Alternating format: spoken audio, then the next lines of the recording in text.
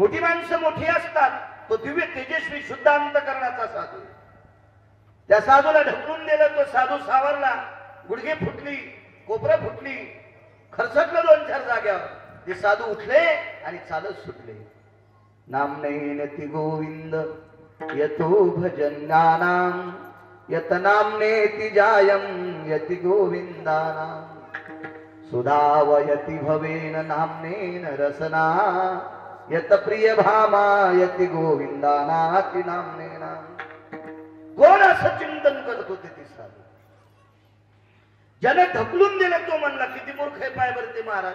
2-4 जाग्यावर घासले तरी भजनच करायचे. सुदर्शन म्हणत होता. त्याचा मित्र म्हणला अरे सुदर्शन, हे भक्तीचं टूक गाठलेली लोक आहे. तू ढकलून दिलंस ना तुला काही मोजित नाही ते महाराज. ते म्हणला हे लंगड. सुदर्शन म्हणाला हे लंगड. बाजूच्या मित्रानं सांगितलं त्यांना लंगड म्हणू नकोस रे. आपल्याला ऊन लागतंय याच्याकरता आपण झाडाच्या सावली खाली आणि त्यावेळेस महाराजाला ऊन लागू नये याच्याकरता महाराजापुरता सूर्य ढगाखाली. त्या महाराजाच्या डोक्यावर ढग चालत होता. अप्रपटलेन भयस्थितानां भास्करो तेजो कांतियां दिवाकराति सेदायां वरुता जायतेना येन स्वेदाति अंगपरिजयानां भास्करो तेजो कांतियो दिवाकरो. त्या साधूच्या अंगाचा घाम निघून नये.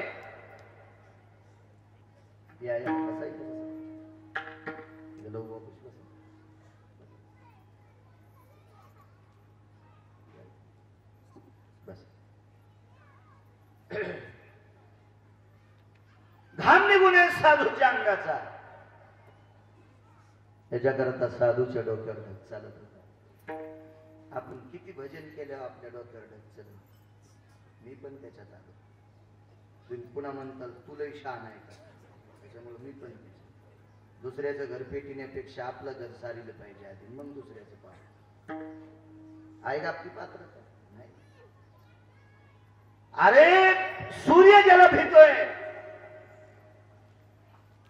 सूर्य ज्याच्यावर सावली धरतोय त्याचं काम नाही सावली धरायचं, त्याचं काम आहे प्रकाश द्यायचं. तरी पण त्या महाराजाच्या डोक्यावर सावली धरतोय आणि तू त्या महाराजाला लंगडं म्हणतो. ते म्हणला मग महाराज जर एवढे अधिकारी आहेत तर लंगडे का? बघ कुदांडे माणसाचं असंच असतं.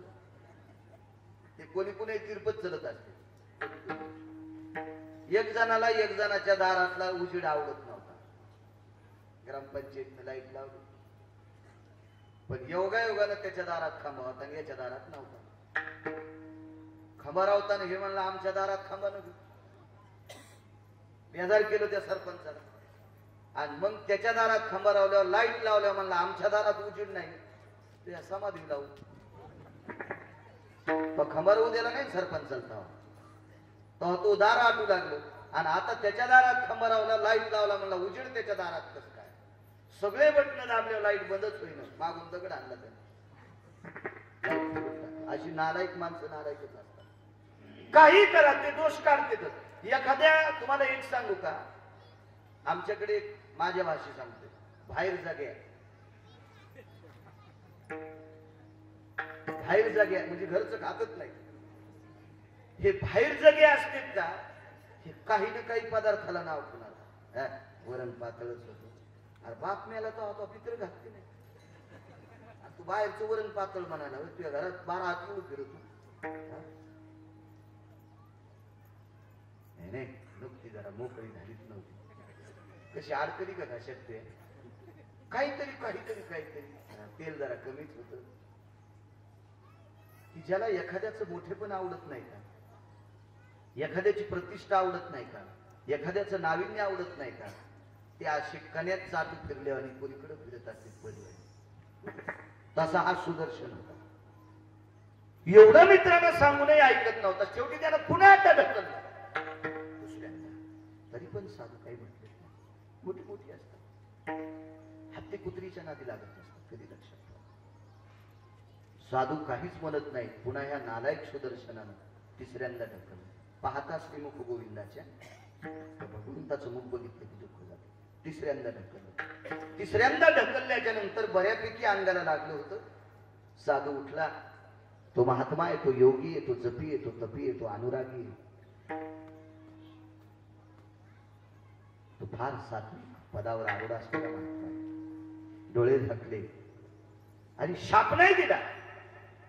विटेवरच्या मालकाचं भजन करणारा महात्मा. त्या महात्म्यानं सांगितलं देवा आम्ही तुझं भजन करतो आणि आम्ही तुझं भजन करत असताना आम्हाला जर हलकट माणसं त्रास देत असतील तर तू आमच्यासाठी मेलास का? आम्हा गांधी जन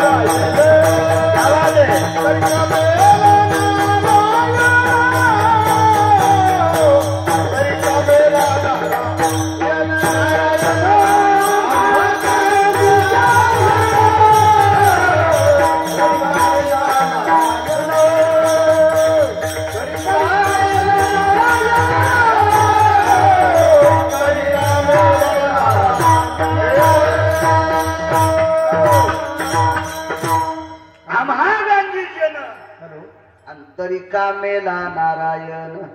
याच्यातलेच तेच कडू आहे. आम्ही जना भ्यावे तरी कानला जे देवे. आम्ही लोकायला भ्यावं याची लाज तुला वाटत नाही, पण हे कोणी म्हणायचं पाकिट घेणार आहे ना. आमची पात्र ज्यांनी बुक्क्याचा सुद्धा कान कोणा नाही. अर्थ लांब सोडून द्या. बुक्क्याचा सुद्धा कान कोणा नाही. अवरात्र भजन केलं या साधूंनी देवावर ही सत्ता गाजवायची. आम्ही खपक्या पाकिट घेतो ना देवाला म्हणतो तू आमच्यासाठी कुठं लपला तर ते अशा काठीनं मारीन इंचभर जागा पण ठेवणार नाही. इंचभर इतकं लाल करीन, इतकं लाल. आमच्यावर घेतल्यावर हसतात तुम्ही. तुम्ही एकनाथ महाराजाची चुलते आहेत का? तुमचे चेहरे पाहिल्या पाहिल्या कळतंय किती बांध कोरितात. विठाला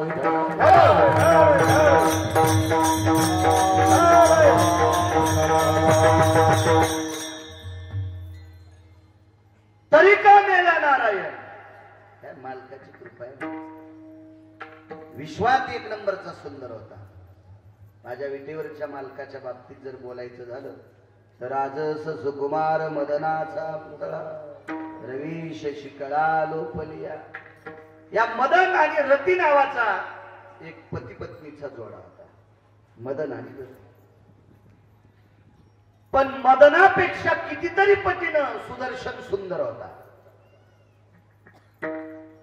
नालायकपणा केला, शाप प्रदान झाला आणि सर्प झाला. सर्प किती जाग्यावर वाकतो तू सांगताय तू सर्प का? 4 जाग्यावर वाकलेल्या महाराजाला हसला. 4 जाग्यावर वाकलेल्या महाराजाला ढकलून दिलं. हलकट सर्प झाला. मग रडू लागला. आता काय होते रडू? चूक झाली ना.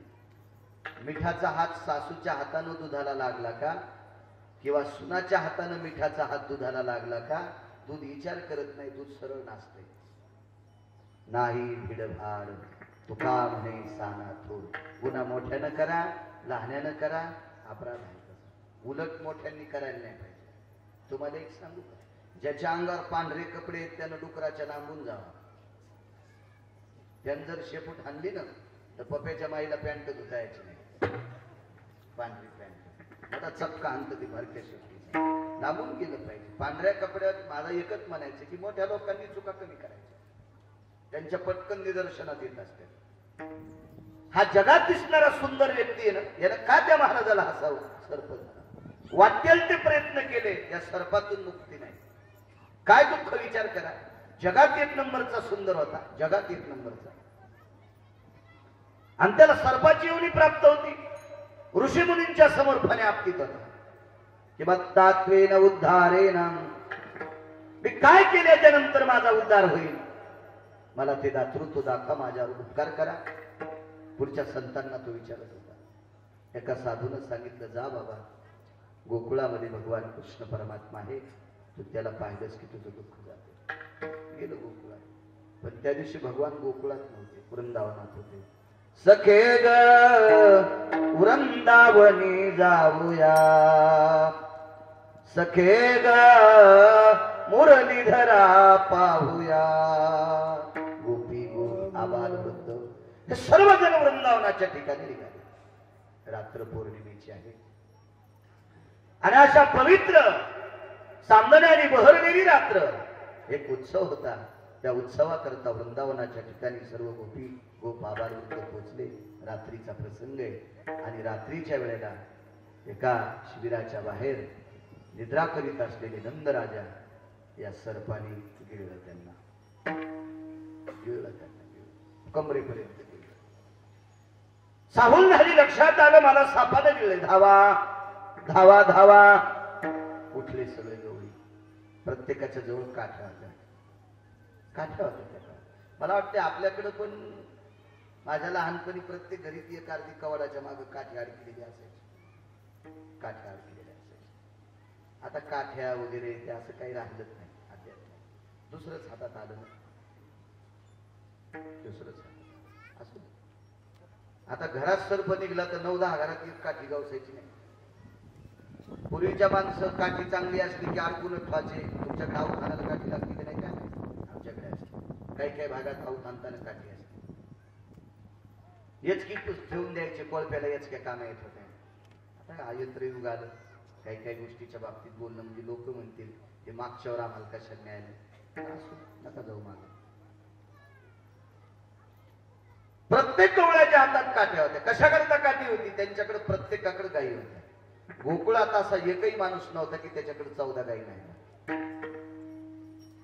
13 गायी असणारा माणूसच नाही. गरज नव्हतं ते 13 गायी असणार. 14 गायीच्या पुढचं. तिथं 9 नंद होते. उपनंद, महानंद, नंद. त्याच्यापैकी मुख्य नंदराज होते, त्यांच्याकडे 9 लाख होत्या. हे नाही सांगितलं. आई तुझा मी एकुलता एक, गाई राखी तो 9 लाख. गाई राखून झिजली नख, मला जीव घाल. यशोदे घराकडे चाल ग, मला जीव घाल. 9 लाख गाई नंदराजाकडे.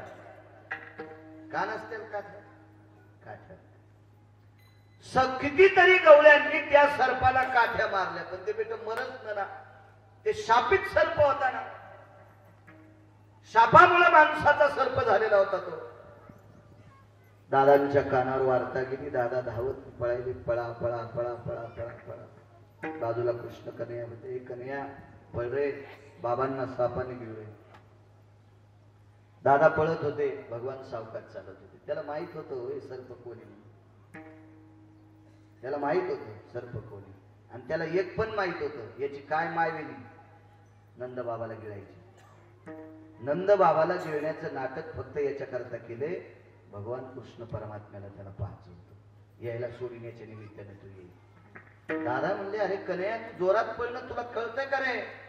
नंद बाबाजींना सापानं गिळले. ते म्हणलं दादा, भगवान म्हणले दादा गिळू द्या ना, काय होते गिळू? अरे तो विषारी सर्प असेल. दादा काळजी करू नका. ते एका महाराजाला हसले तर सर्प झाले. एका महाराजाला जरासा त्रास द्याला तर सर्प झाले. आणि नंद बाबाला जर दात लागला ना तर हजारो जन्म नालीतली शेपटीची आई होईल. त्याला ज्ञान आहे, आता ते कोणाला दात लागू देत नाही. ते सावध आहे, आपण चूक केली. दादानी पाहिलं, दादाकडे या सुदर्शन नावाच्या सर्पाने बघितलं. सर्पाच्या रूपातल्या सुदर्शनाने भगवान जवळ आले आणि भगवंताकडे प्रसन्न मुद्रेने या सुदर्शनानं पाहिलं. त्याचं पाप संपलं राजू. पण तसं काय करता येईल, नियम असतो. काही काही गोष्टी सहजासहजी नसतात. खालच्या फणीवर एक पाय द्याला आणि वरची फणी हातात धरून अशी टर टर टर टर टर टर टर ऊस मधातून चिरावा असा सर्पाची तुकडी करून टाकली. त्याच्यातून एक दिव्य ज्योत निर्माण झाली. पार्षद आले. पार्षदांनी दंडाला धरून विमानात बसलं आणि विद्याधर लोकांमध्ये पुनश्च सुदर्शन पोचला. त्याची जी काही पूर्वज होती, त्याच्या बरोबरीची होती, त्याच्या ओळखी पालखीची होती. सगळ्यांनी विचारलं, सुदर्शन किती दिवस सर्पाच्या योनीत होता? पुरे फार दुःख होतं. टपा टपा टपा डोळ्यातून पाणी आलं. किती दुःख होतं. जगात एक नंबरचा सुंदर, पण एका महाराजांना हसल्यामुळे मला सर्पाची योनी प्राप्त झाली. 4 जागेवर वाकलेल्या महाराजाला हसतो, किती ठिकाणी वागतो असं मला सर्पदेवाने केलं. मग का रे बाबा, या दुःखातून तू मुक्त झालास, तू औषध कोणतं घेतलं? पाहता श्रीमुख गोविंद, पाहता श्रीमुख गोविंद.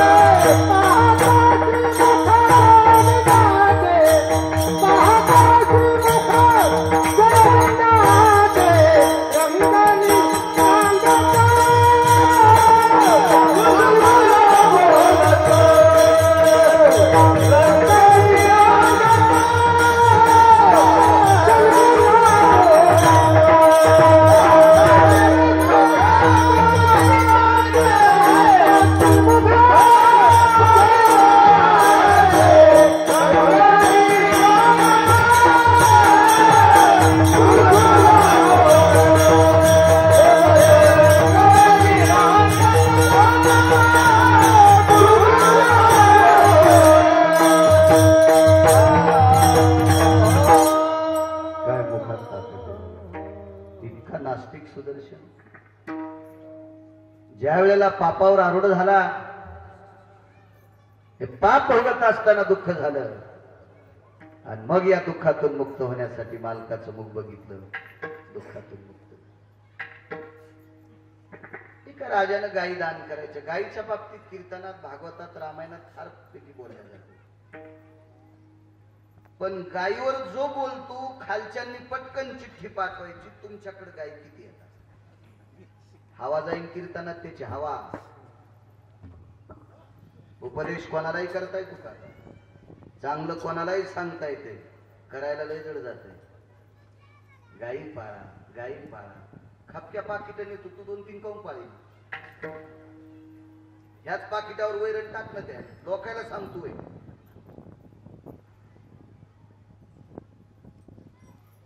लोकांना गायीचं महत्व सांगून महाराष्ट्रातल्या 2500 गौशाळेला चारा पुरवणारा एक निष्ठावंत वारकरी पाहिला. त्या वारकऱ्याचं नाव आहे संजय महाराज पाचपूर.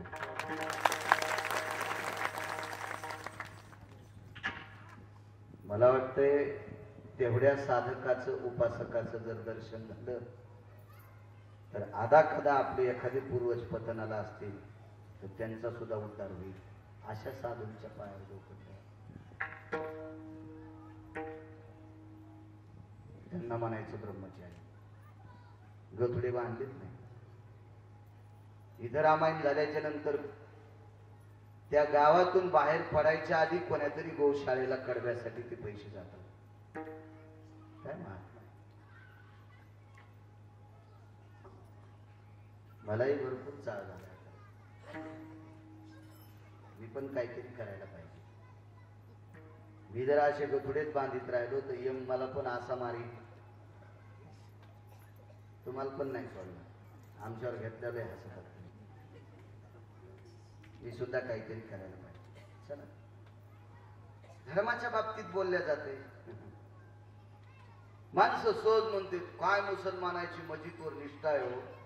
सहज बोलते. सहज काय मुस्लिम समाजाची माणसं त्यांची मस्जिद मध्ये श्रद्धा आहे किंवा पांडुरंगाच्या मंदिरात तंबाखू चोळी बसायची जागा निबरदांड्या नाण्यात पाहिजे भाडव्याची मंदिरात तंबाखू चोळतो आणि मस्जिदीचं वर्णन करतो काय धर्म सांगण्याची लायकी आहे आपल्याकडे नुसता तोंडावाचा धर्म सांगितला जातो कर्म हे तोंडानं सांगितलं जातं कर्तव्यात आणलं पाहिजे त्याचं नाव कर्म गोदान करायचा तो व्यक्ती आपल्याकडे गाय दान करायची पद्धत मी 27 वर्षापूर्वी कर्मकांड करत होतो पूजापाठ सत्यनारायण वगैरे करायचे आता करत नाही आता कोणी फोनही करू नका एका माणसाच्या मुलीच्या तिसऱ्या मुलीचं लग्न होतं 2 मुलीचं झालं तर तिसऱ्या मुलीचं लग्न होतं इकडे पत्रिका दाखव तिकडे पत्रिका दाखव तिकडे पत्रिका दाखव बेजार झालं माझं वय त्यावेळेला कमी होतं काय त्याची भावना बसली काय माहित माझ्याकडे त्या मुलीची पत्रिका घेऊन आला ते म्हणलं महाराज बेजार आहे 50 लोकांना पत्रिका दाखव मी पत्रिका दाखवल्यावर काय होते आणि काय सांगतील ती पत्रिका सांगणार माझ्या डोळ्यानं 4 पत्रिका दाखविणारी माणसं ज्यांना पत्रिका तपासायची फीस ₹1,00,000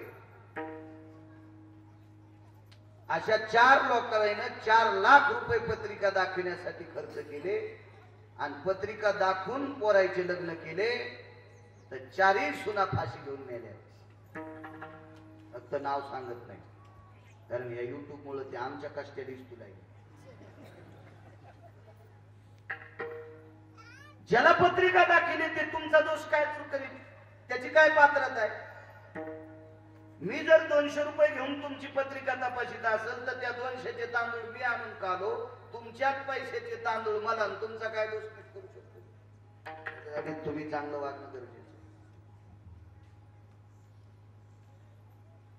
कल्याण मासिकात एक संदेश आला जास्त विस्तारपूर्वक सांगत नाही मुलीच्या लग्नामध्ये मंडपामध्ये गाय बांधा मुलीच्या लग्नामध्ये मंडपात एका कोपऱ्यात मंडपाची सावली तिच्या अंगावर पडल अशी गाय बांधावा गाय व्यालेली असावा वासरा सगट असावा नसली व्यालेली तर नुसती असावा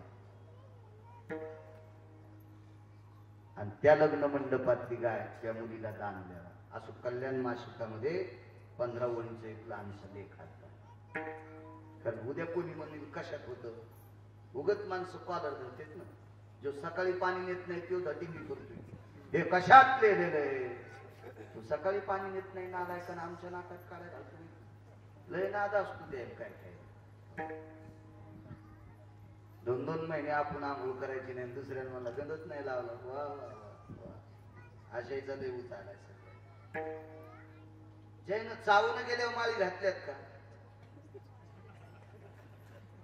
दात पडल्यावर ते पण म्हणतात महाराज पहिल्यासारखे राहिलेत नाही काय शिफ्टी आल्यात का द्यायला तू आमच्या जवळून गेलास तर ढवळ्या कोंबड्यावानी वास आला तुझ्या अंगाचा आणि तू आम्हाला म्हणतोय पहिल्यासारखे महाराज नाहीत लायकी का तू दुसऱ्याला नाव ठेवायची कल्याण मासिकामध्ये जायचं वैकुंठवाची नामनिष्ठ वेदशास्त्र संपन्न दादागुरु धानोरकर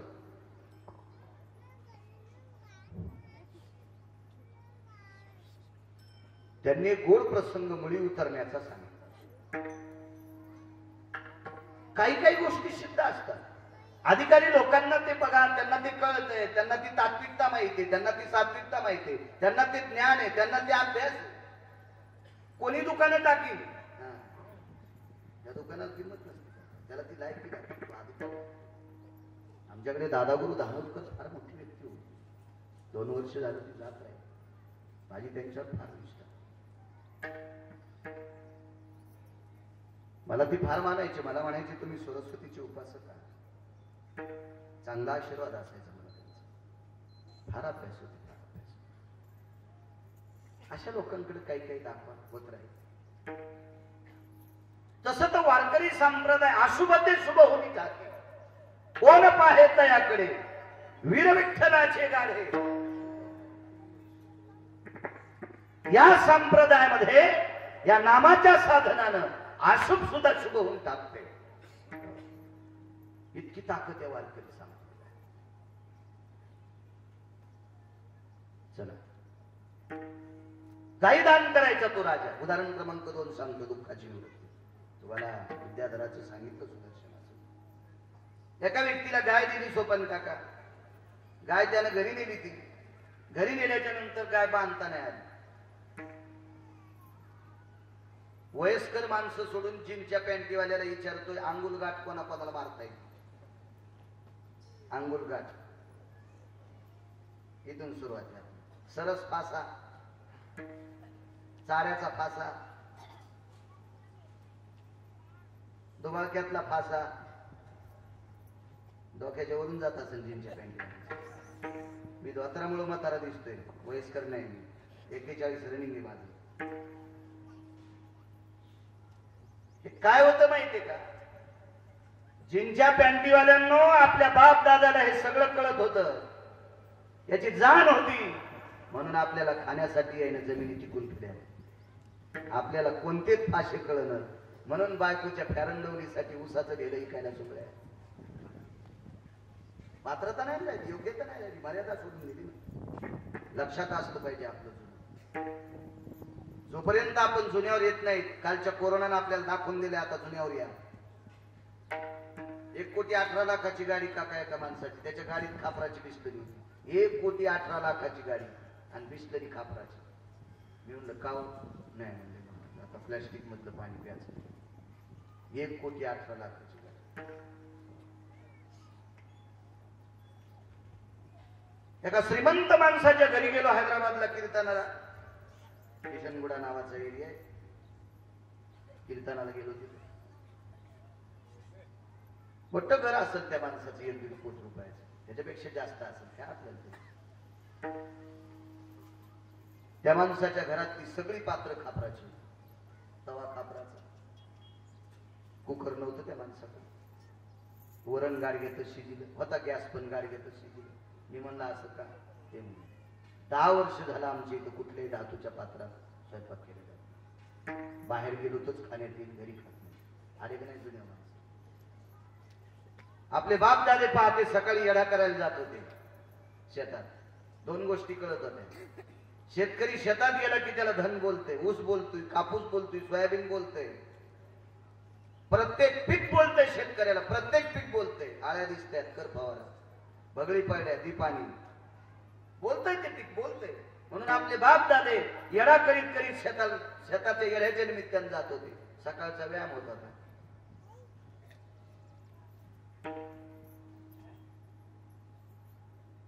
दोन्याला बाई, भांड्याला बाई, स्वयंपाकाला बाई, खाऊ घालायला बाई, खाऊ घालायला नसते. या सगळ्या कामाला बाया. आणि यानं सकाळी रोड जाम केला. ऊसाच्या ट्रॅक्टरवाल्याला जाऊ देणं, गरबडीच्या वाहनावाल्याला जाऊ देणं, रोड जाम केला. सासू सासऱ्याचे धोत्र कपडे धुई म्हातारे मंजुळे. अष्टांग मोकळे होती. 2च तोंडन खिचडीन बोंड. गवडीचं काम करीन. म्हातारी हाकलून दिली. त्याची जमीन घेतली. तुपात बुडून चपात्या खाली. झोपीत भिताड पडून तुझ्या अंगावर. झोपीत झोपीत झोपीत. कीर्तनात पुढे बसायचं, घरात चुकीचं वागायचं. तुमच्यासारख्याला कीर्तन सांगितलं, कीर्तनकार पण नरकात जाईल. विठाला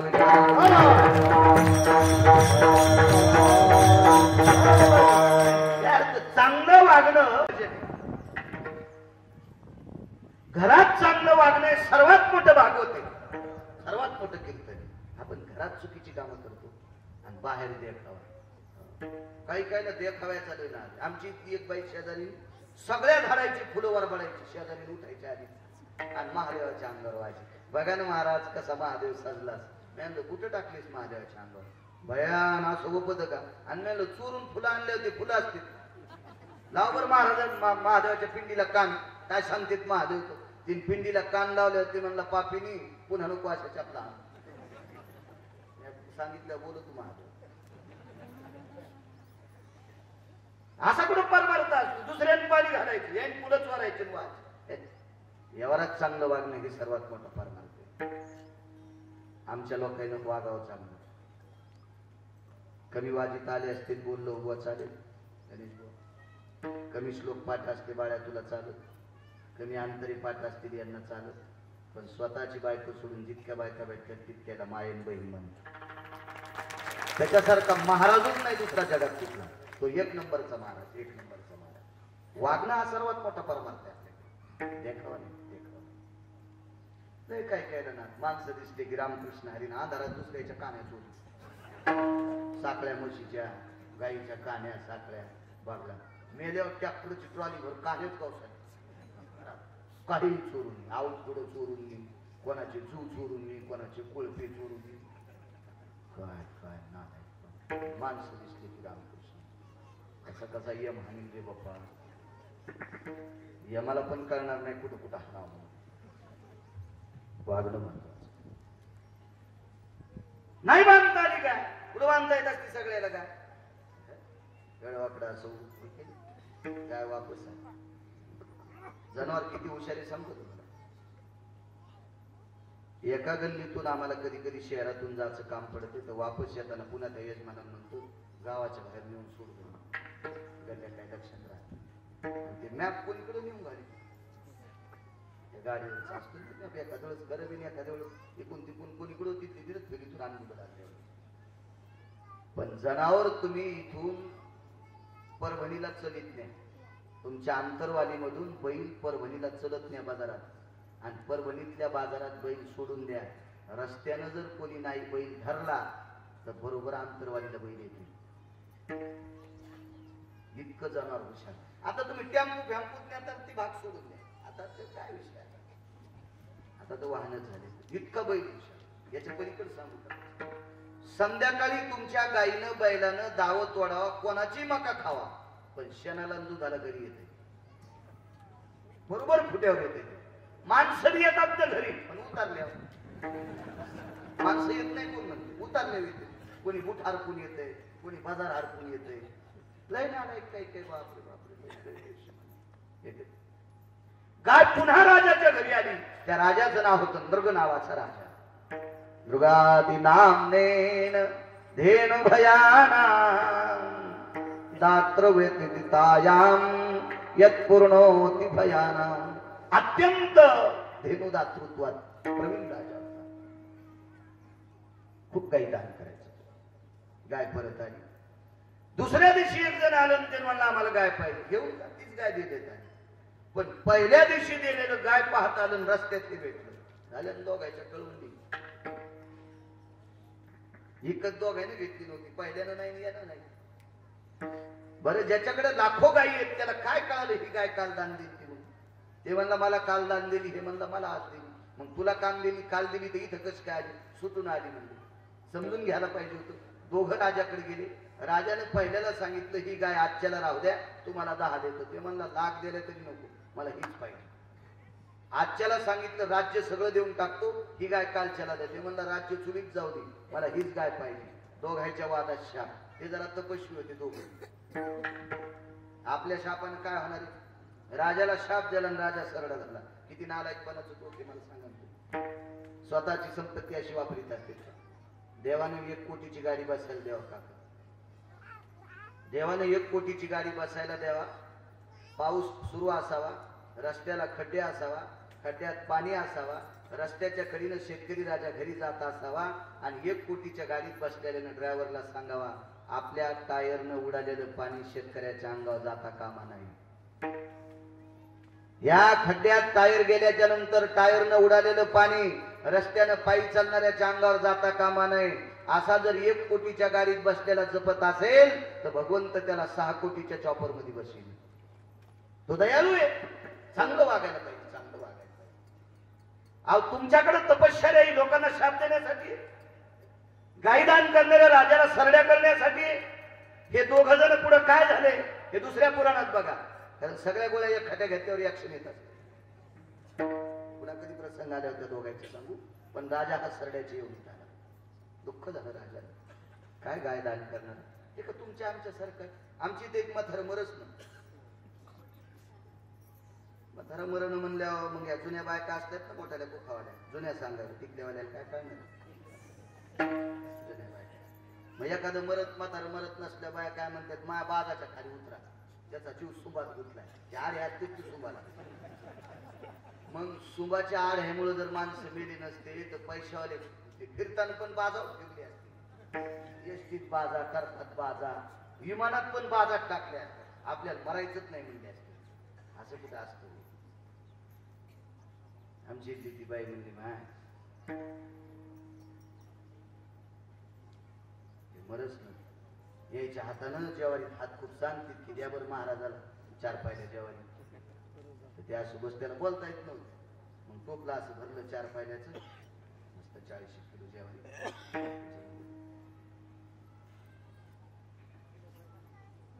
महाराजाला द्यायची त्यानं हात पागला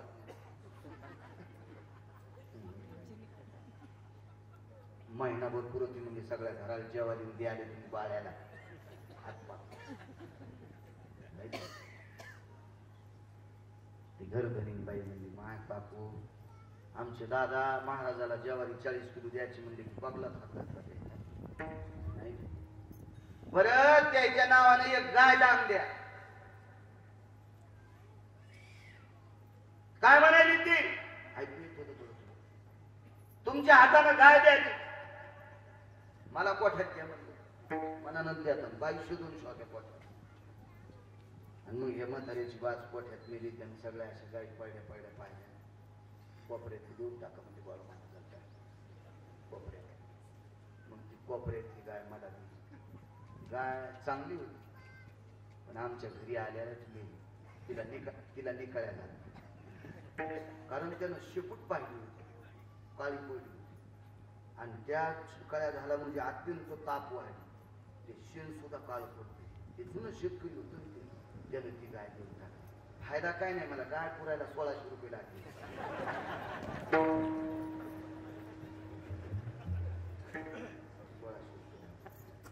1600 असं करा मला नाही दुसऱ्या दिवशी मी इतका येळा आहे का नाही झालेली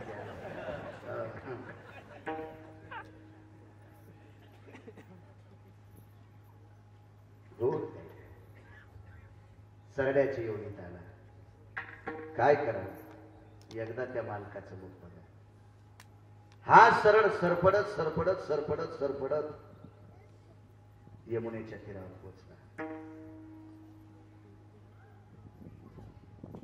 गोवर्धनाच्या बाजूला आला आणि त्या गोवर्धन पर्वताच्या पायथ्याला एक दिव्य तेजस्वी असा एक खड्डा होता त्या खड्ड्यात त्याचं वास्तव्य झालं मोठा सरळ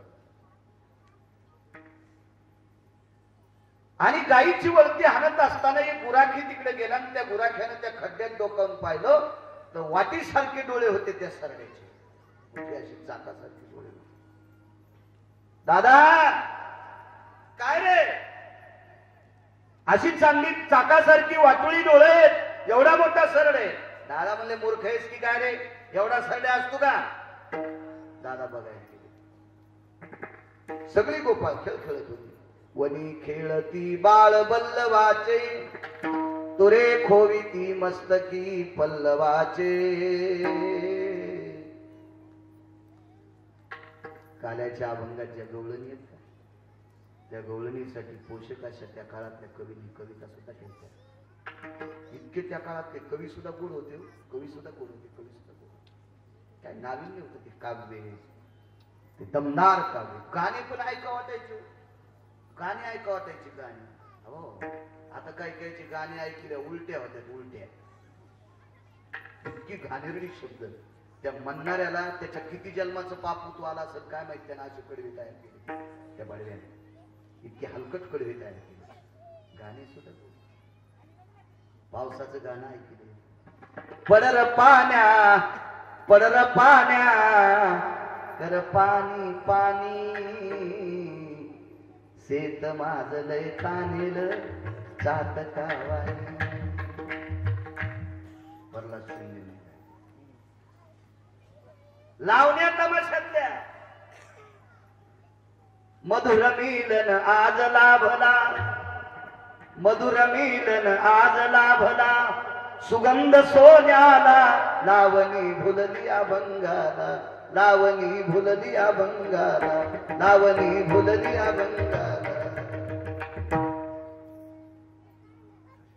आणि यायची वेल वाया गेले ग बाय बाय, तिकडच घसरून गेली. उलटी नाही व्हायची तुला, जेसीबी तर नाही सोयीचं करायची. अशी कुठे भजन असते तोय.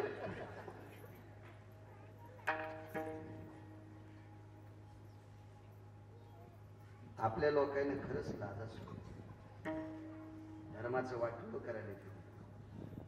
माझं एक मत आहे, धर्म उंच नेण्याचा नका प्रयत्न करू, पण धर्माला खाली आणण्याचा प्रयत्न करू नका. पूर्वज नरकाला जाते. आपल्याला चांगलं करता येत नाही, रस्त्यातले काटे उचलता येत नाहीत तर दुसरे टाकू नका. नका उचलू रस्त्यातले, पण दुसरे टाकू नका. हा संप्रदाय फार निष्ठावंत लोकांनी टिकवलेला संप्रदाय.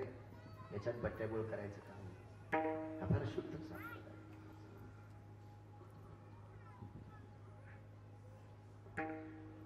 दादा म्हणतात कन्हैया, बगरे बगरे बघ बघ किती मोठे डोळे आहेत. दादा तुम्ही वेडे आहात का?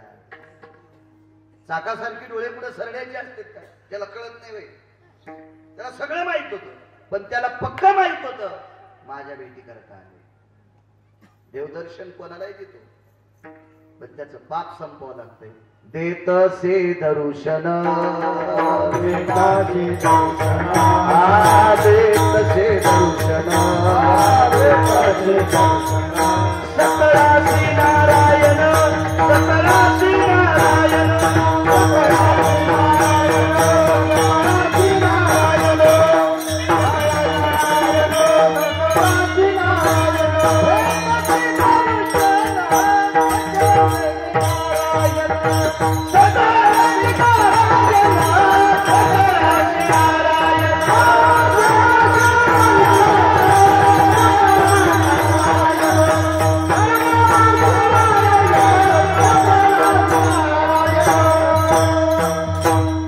देतसे दर्शन, सकळाशी नारायण. देव दर्शन देतो, अभिमान संपायला पाहिजे. तो माझा अभिमान नामा मने सांग खून. गोपीला सांगितलंय तुम्हाला अभिमान झाला, अभिमान झाला की देव जवळ. मला असं वाटतं नृगराजाला मी दानशूर आहे, माझ्यासारखा काही कोणी दान करणारा पुत्रीभवनात नाही, याचं थोडस गंध झालेला असावा. असं मी म्हणत नाही, पुराण सांगते का पुराण. चला काहीतरी कर्माची गुढी चुकली, तो आरा बसला आणि सगळ्याचे दादा सांगतात कन्हैया ये रे. शेवटी भगवान आले आणि प्रसन्न मुद्रेनं भगवंताकडे बघितलं. नृग पूर्वपदाला पोहोचला. तिथल्या पूर्वजांनी विचारलं, नृगा अरे अगणितो भयजायनम धेनुम दातृत्वानाम धराधरेषु य पवित्राया प्रसन्नस्तु पवित्रयो. या पृथ्वीला पवित्र करणारी, जिच्या पदस्पर्शाने, जिच्या गोमूत्राने, जिच्या शेणाने, जिच्या दुग्धाने विश्व तृप्त आणि पवित्र होते, अशी पवित्र वस्तू दान करणारा नृगराजा सरड्याच्या योनीत गेला. किती दुःख होतं, आणि त्या दुःखातून तू मुक्त झाला, तुला सुख प्राप्त झालं. औषध कोणतं घेतलं? पाहता श्रीमुख गोविंदा, पाहता श्रीमुख गोविंदा, पाहता श्रीमुख गोविंदा.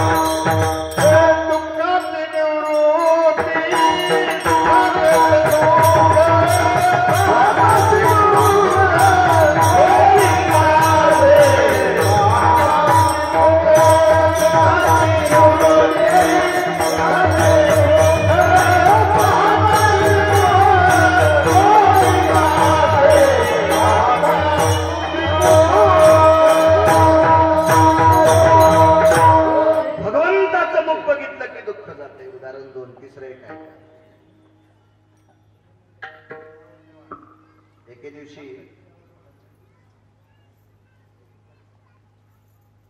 नारद एका राजाच्या घरी गेले. तिसरं उदाहरण झालं. वेळेस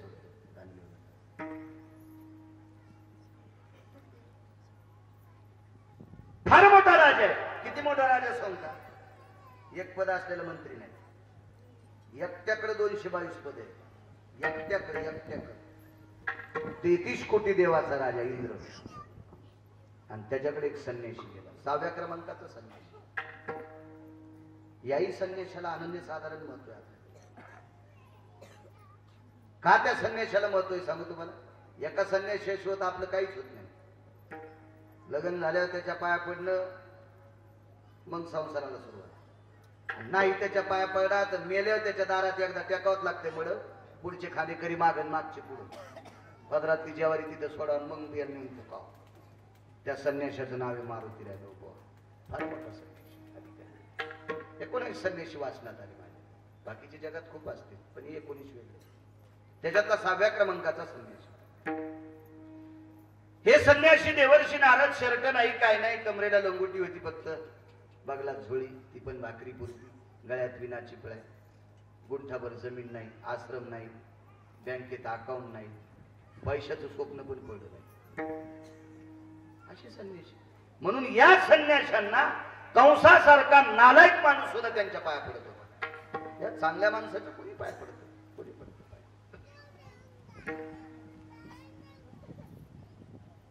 बाईनं सन्मान केला, आदर आतिथ्य केलं, पाद्यपूजा केली. नारदानी सहज विचारलं, बाई खुशाला, खुशाल काय विचारतात. माझ्यासारखी सुखी जगात कोणीच नाही. जरा अशी उच कानाने बोलली, नव्हतं बोलायला पाहिजे. कोणाला बोलली माहिती नाही. सगळे सुख ज्याच्या पायावर मिळतील, त्या नारदाला हिनं काय सुख सांगायचं. ती म्हणली, महाराज मला खुशाला सुख काय विचारता, माझ्यासारखी त्रिभुवनात कोणी सुखी नाही. ते नारद होते, गिरगावचा बाळ होता. याला पाकिट घ्यायचं असल्यामुळे ते बोलून बोल, त्याला काहीच नव्हतं घ्यायचं, मागणं पुढून फुकुटा उडत, त्याला काही समजत नव्हतं काही बोलण्याचं. नारद म्हणले, बाई तुम्ही त्रिभुवनात सुखी नाही, तुम्हाला पुढच्या 4 दिवसाच्या नंतर आंतरवालीमध्ये ऊस खुरपायला जायचं. बाईच्या गावात चिंतामणीच्या सडका येतात, कल्पतरूचे झाडं येतात, कामधेनू गायी येतात, सोन्याचं भुवन आहे, जे रंभ्या ईशा नाचणी, या काचाच्या टिव्या नाहीत तिला पाहा. प्रत्यक्ष रंभा उर्वंशी मेनका तिलोत्तमा नृत्य करतात असं वैभव. इंद्राची बायको शची आहे तिचं नाव, जयंत नावाचा पुत्र आहे, जयंती नावाची कन्या आहे, ऐरावत नावाचा हत्ती तिच्या मालकाला बसायला आहे, 14 रत्नापैकी एवढ्या सत्य 33 कोटी देवाच्या राजाची बायको आहे. आणि तिला आंतरवालीत ऊस खुरपायला यायचं. सगळं मेकअप घामानं खाली आलं, सगळं मेकअप आंतरवालीत ऊस खुरपायला. आणि कोण म्हणतंय? नारद म्हणले, बाई मी म्हणतो. कोण आंतरवाली श्रीमंत मला खुरपायला बलिनार? म्हणले, बाई तुला बलिनार कोणीच नाही, तुला भाकरीसाठी बळच खुरपावं लागणार. अहो मी 33 कोटी देवाच्या राजाची पत्नी. बाई अजून 4 दिवसाला पुण्य संपायले ना, 4 दिवसाला तू पुण्य संपल्यावर तुला वरी राहता येत नाही, तुला खाली जावं लागत. जव पुण्याची पावती येऊ लागती माघारे, सोयाबीन कापायला, बराशी खांदायला, कापस खुरपायला, ऊस खुरपायला, ऊस तोडायला येऊ लागती माघारी, गादी झोपायला नाही. जोपर्यंत पुण्य आहे तोपर्यंत तिथे राहता येते, पुण्य संपलं की संपलं. तुका म्हणे जाती पुण्यक्षय अधोगती, पुण्यक्षय अधोगती, पुण्यक्षय अधोगती. तुका म्हणे जाती पुण्यक्षय अधोगती, पुण्यक्षय अधोगती, पुण्यक्षय अधोगती. तुका म्हणे जाती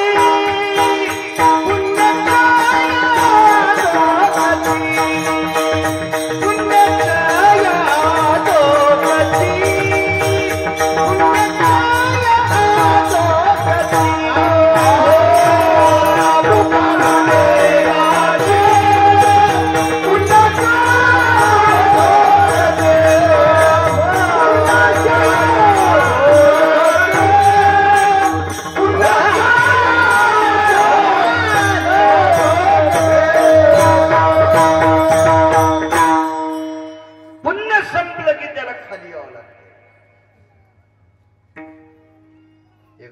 कोटीची गाडी घेऊन बँकेत गेलं. 1.5 कोटीची गाडी होती त्याला बसायला. मॅनेजरनं पाहिलं की मान खाली घातली, बोललंच नाही मॅनेजर. आणि त्याला वाटलं मला 1.5 कोटीची गाडी, मला बसा म्हणा, चहा घ्या म्हणा, खुर्ची वाटा, हे रिकामी आहेत का ते? नॅशनल बँकेतले लोक ते कशाला विचारतील?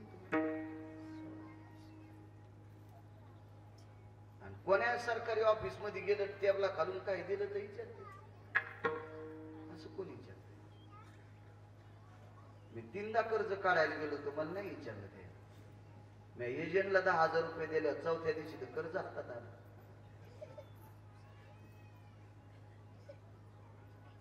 अशा शेतकऱ्याला त्रास देणाऱ्या भडव्या अधिकाऱ्याची अंगुठी त्याची पोरं झोपीत घेते. जो शेतकरी चुकीचं वागतो त्याचं काम करू नका. मी नाही कर्ज मागायला गेलो, मला संध्याकाळी पास होते, मी कशाला मागू? पण एखादा सज्जन शेतकरी ज्यानं चूक केली नाही, त्याच्याकडे कागदपत्र सगळे येतं, आणि तरी जर एखादा बँकेचा अधिकारी जर त्याला चक्रा मारायला लाईत असेल तर त्या हरामखोराचे पूर्वज नरकाला जातील, आणि त्या पूर्वजाच्या शापाने या भडव्याची होळी होईल. कारण ज्याचं दुकान रस्त्यावर आहे, ज्याचं दुकान उघड्यावर आहे, ज्याच्या दुकानाला झाकण नाही, असं एकच दुकान आहे, तो माझा शेतकरी राजा आहे. आणि त्याला जर एखादा अधिकारी पदावर बसल्याच्या नंतर त्रास देत असेल तर त्याच्यासारखं पाप दुसरं कुठलं? बँकेत गेल्या मॅनेजरने खाली मान घातली. नंतर एक म्हातारा आलं, त्याची नात दवाखान्यात न्यायची होती पैठणला. नातीला दवाखान्यात नेलं, डिलिव्हरी होती, बाळंतपण करायचं. डॉक्टरने सांगितलं सिजर करावं लागतं. नातू घरी आला ना आजाला म्हणला, बाबा 50,000 पाहिजे. उसाला पाणी देऊ लागलं म्हातार. जांभळीवर शर्ट अडकिलेलं, बनेल होती अंगात, धोत्र पसलेले, आच्या गोच्या, खांद्यावर पोरं, फार घोट्याच्या वरी पाय भरलेले. म्हातार म्हणलं आता बाळंतपण म्हणल्या उशीर कशाला, बसू गाडी. तसंच बनेलीच पैठणला बँकेत. या म्हाताऱ्याला पाहिल्याबरोबर मॅनेजर खुर्चून उतरलं, या काका या या या. आणि म्हातारा आले इंडिकेटर तुटलेल्या गाडीवर, या काका या काका या या या. त्या 1.5 कोटीच्या गाडीत आलेले झालं तू पण. ते म्हणलं मी 1.5 कोटीच्या गाडीत बसून आलो, हे म्हातारे या इंडिकेटर तुटलेल्या मोटरसायकलीवर आले आणि मॅनेजर याला काका काका म्हणाले. काय पाहिजे काका? 50,000 नातीला दवाखान्यात नेले. 49च काढता येत ना. बरं 49 द्या. मॅनेजरनं स्वतःच्या खात्यावरले 1,000 दिले, आपले उद्या परत करा. काही विश्वास असेल ना मॅनेजरला, द्या विश्वास असेल. 50,000 दिले. दमांजा वाटत पुढे थांबू नका. असे पैसे काढल्या रस्त्यानं खपके उभे येतात लुटायला. या 1.5 कोटीवाल्याला बोलूनच म्हणलं ते मॅनेजर, ते माझ्यासारखं गेलं होतं. म्हातारा गाडीवर बसलं गेलं, हे मॅन ते 1.5 कोटीवाला खावतं का होतं? त्याचे पाय भरलेले, बूट नव्हता घातला. म्हणलं भरक्या पायात बूट कसा घालते? शर्ट नव्हतं, म्हणजे नसल ना द्यायला. नातीला दवाखान्यात नेलं म्हणलं शर्ट घाल, लावा, गन पावडर करा, काय गेले नका. एका गावात भागवताला घेत होतं, त्या गावातलं एक म्हातार वारलं, आणि त्या म्हाताऱ्याचा विवाह आमच्या गावात. मग मला निरोप आला म्हणे, बाळू महाराज ते फलानी फलानी वारले, तुमचे यजमान होते, वय होतं 90-95 वर्ष, आणि 11 वाजता माती तुम्ही या. मग मी आता आपल्याला गाडी गेली काही नव्हती, तर म्हणजे त्याच्या विवाहाकडे गाडी होती. मी जागा आहे का? तुम्हाला वियाचं का? हो हो, तुमचे यजमान होते ते. हो, आता कीर्तन नाही काय नाही, येतो आज. बरोबर, बसा बसा. कसं चला ना, 11ला माती, हा जाता येईल ना. तो बायकोला म्हणला, 1/2 लिटर तांब्याभर दुधात 3 चपात्या भिजवून, 1/2 लिटर दूध रिचिलं, त्याच्यात 3 चपात्या चुरगाळ्यानं खाल्ल्या. आणि तिथे गेल्या म्हणला, कसे दिसायले ती वाई? मी म्हणलं तुझ्या पोटातल्या चपात्या दूध ही वाई बसल्या बसल्या पा चांडाला. असे काही काही माणसं कसे दिसायलेत म्हणून. आणि मग रस्त्यानं सगळे लोक चालायलेत, ऊन पडलेलं होतं. सगळेच माग. एक जण म्हणला, चला निवाई कसं चलावा पराला पैठणच्या. हॉटेलीमध्ये माझ्या युवायानं मला चहा पाजला, टकटक दिसायले, पाय उचलणं, त्यांना चपात्यान दूध पाय उचलून पेलं, याचा झोपीचा टाईम घेऊ. हे सगळे नाटक.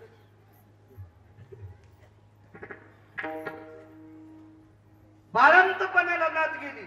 शर्ट घालान, बुट घालान, सॉक्स घालान, गन पावडर करायला कुठे वेळ असतोय. शर्ट शेतात आहे केलेलं डिलिव्हरीचं काम आहे, ऑपरेशनचं काम आहे, त्याच्यामुळे आले असते. नाही तुम्ही तुमचे 1000 दिले नाही ते वापस देते ना. आमची विश्वास आहे. त्या म्हाताऱ्याच्या गळ्यात माळ होती खरी खरी म्हणालो, खरी. काही गोष्टी झाकायची नाही, खरी माळ. काही काय माणसं उगत माळ हातात भांडवलच केलं काही काही त्याच भांडवलच. ते माळ पण म्हणली असं या नालायकाच्या गळ्यात मी आलीच कशी. हो काही मागच्या जन्मातलं पाप होतं, काय हरामखोराच्या गळ्यात आली. कशाला माळ? एखाद्या म्हणा बिडी, माईच बिडीत नाही, चुरगाळीच खिशात. माईचं बापाचं काही कायला तर एरीच वाटायला, एरीच असा पाचोळाच वाटायला, पाचोळाच. का म्हणे 49 शिवड्रॉल भरली, तुम्ही मला विचारलंच नाही. मॅनेजर साहेब म्हणजे मी कॉम्प्युटर पाहण्याच्या नादात होतो, तुम्हाला पाहिजे नाही. बर आपली विड्रॉल तुमची देत आहे का? पॅनल्टी लागू लागू तुमचं खातं झिरो झालं. किती कोटीच्या गाडीत आलता? 1.5 कोटीच्या. म्हातार तुटक्या इंडिकेटरच्या गाडी. म्हणजे त्यांना कशी दिली? त्यांची जमीन धरणात गेलेली होती. त्या काळामध्ये 10-15 कोटी रुपये आमच्या बँकेत टाकलेत. आता 125 कोटी द्यायचे आमच्या बँकेत जमा आहेत. म्हणून उघडा आलं काय, मळकं आलं काय, आणि पाय भरून आलं काय, बँकेत त्याला किंमत. 5 कोटीच्या गाडीत आला आणि खातं झिरो झाले, त्याला कोणी विचारून सुंबळ्याला. तसं वरी राहण्यासाठी पुण्य लागतंय, खात्यावर पुण्य भंगिरायला कोणी विचारित नाही. बाई तुला ऊस रुपयाला जायचं, घाम आला बाईला. महाराज हे दुःख नको, याच्यातून मुक्त व्हायला पाहिजे. बाई तुला सुख पाहिजे. आता तू इंद्राची बायको आहेस, याच्यापेक्षा जर तुला सुख पाहिजे असेल तर पाहता श्रीमुख गोविंदाचे तू मालकाचं मुख बघ, तुला सुख प्राप्त होईल. कुठे सापडेल मालक? गोकुळात. मग ही इंद्राची पत्नी शची राधेच्या रूपानं गोकुळात आली. राधा कोण आहे? इंद्राची पत्नी. खाली आली आणि या नावाच्या गवळ्याची पत्नी प्रभावती नावाच्या गोपीची सून म्हणून खाली गोकुळात जन्माला आली. आणि नारदानं सांगितलं होतं, बाई एक ना एक दिवस फजिती होईल, ती व्हायची नसेल. तुला सुख पाहिजे असेल, सुखाच्या पलीकडचं सुख, तर त्याचं मुख बघत जाय. आता भगवंताचं घर तिकडं होतं नंदराजाचं. नंदराजाच्या घरी भगवान वाढत होते. हिचा वाडा इकडं होता. पाण्याला जायला सरळ रस्ता होता, पण त्या निमित्तानं वाकडं जायची. आणि पाण्याला जायच्या निमित्तानं त्या घराकडे बघितली की दारात देव दिसायचा. पाण्यानं रांजून भरल्याच्या नंतर आता पाणी कसं आणता येईल? सासरवाशीने महाराज सांगतात ती पुन्हा रिकामा करीत होती. भरला उलंडोनी रिता करी घट. आणि मिस पाणी याचे, मिस म्हणजे निमित्त. पण कशाची चट होती? चट म्हणजे आवड. भगवंताला पहाची चट होती, आवड होती तिला. आपण काय म्हणतो, खाण्याचा चटका आहे. चट म्हणजे आवड, खाण्याचा चटका म्हणजे आवड आहे त्याला. तिला आवड एकच होती, त्या मालकाचं मुख बघायचं. मिश्र घागरी रिकाम्या करायची, हौद रिकामा करायची, रांगोळी रिकामा करायची, बघायची. देवाला बघण्यात पुण्य इतकं वाढलं. देवाला बघत बघत असताना इतकं पुण्य वाढलं, इतकं पुण्य वाढलं. जयावर नेता प्रेमात्यंत चित्ता. नमस्कार माझा श्री गुरु एकनाथा विठाला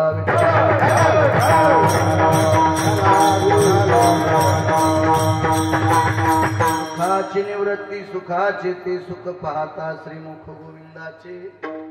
रंगली रांगत गुलगुला बोलता सुर रुळत चरण तळी प्रस्तुत प्राप्त प्रसंग निवडलेला अभंग. विश्वमान्य विश्वभूषण विश्व प्रिय श्रीमंत विडाला विडाला प्राप्त प्रसंगी निवडलेला अभंग संत शिरोमणी नामदेवराय देवाचे अत्यंत लाडके लढीवाळ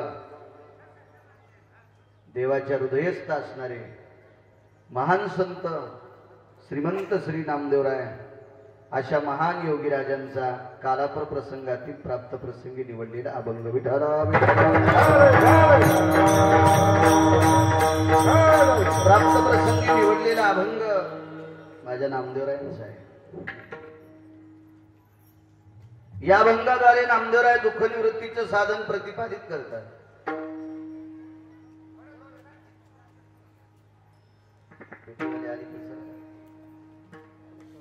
सरका त्या कोपऱ्यातली इथं काय बॉम्ब पडतो का? मागच्याला जागा नाही. सरका सरका पुढे सरका म्हणल्यावर माग बघतील. माग काय मंत्री येतो का?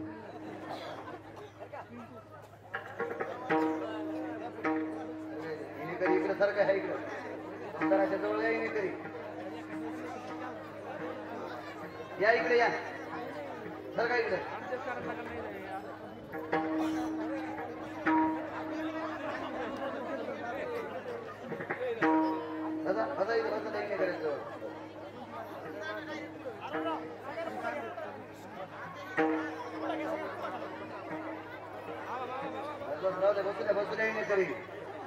बसू तुम्हाला काय उभं तर असं नुसतं विधाला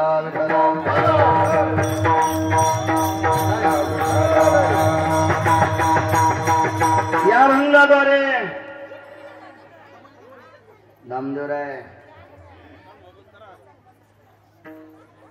दुःख निवारणाचं साधन सांगतात. विश्वाच्या पाठीवर दुःख निवारणाची साधनं फार आहेत, पण ती सगळ्याला पेलवणारी नसते.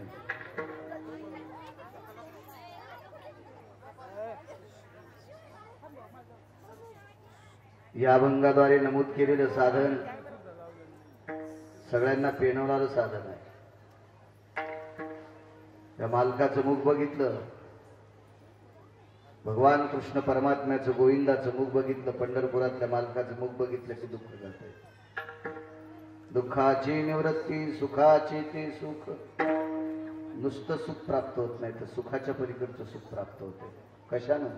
पाहता श्रीमुख गोविंदाचे. त्या भगवंताचं मुख पाहिलं दुःख जाते. काय नाविन्य असेल त्या मुखात, काय सात्विकता असेल. पेटी बंद करा. किती मोठा अधिकार असेल माझ्या मालकाच्या मुखात की जेणेकरून ते मुख बघितल्याच्या नंतर दुःख निवारण होते. बाकीची काही साधनं असतील, औषधं असतील, गोळ्या असतील, चाटण असेल, प्राशन असेल, नाना प्रकारच्या जोत्या वैद्यानुसार दिलेली औषधं असतात. एखादा औषध घेतल्याच्या नंतर एखादा आजार राहतो पण त्यानं दुसरं वाढते. वेगळ्या भाषेत त्याला साईड इफेक्ट म्हणतात. कधी कधी औषधं आहेत ते घेतल्याच्या नंतर दुःख निवारण होतंय, त्याचा दुष्परिणाम होत नाही, पण ते सर्वसामान्याला औषध पेलावत नाही. हे इतकं सोपं औषध आहे. हे औषध घेण्यासाठी जात धर्म पंथ गरीब श्रीमंत लहान मोठा काही सांगितलं नाही. कोणी शुद्धांत करण्याने त्याचं मुख बघायचं, दुःख जाते. ते मुख इतकं साजरे इतकं साजरे इतकं साजरे तुम्हा आम्हाला सुख होईल नवल नाही. ज्ञानाचे सागर माऊली महावैष्णव ज्ञानोबराय माझ्या आळंदीतल्या मालकांना भाषा 56 येत होत्या. 56 भाषेचा केला शे गौरव. फार मोठा ज्ञानियांची राजी, योग्यांची माऊली, समाधीधर, अलंकापूर निवासी, एवढे मोठे महात्मे या विश्वाच्या पाठीवर. एवढी मोठी अधिकार शक्ती माऊली महावैष्णव ज्ञानोबरायची, पण त्यांनी सुद्धा म्हणावं मला सुख फक्त ते पाहिल्याच्या नंतर झाले. रूप पाहता लोचने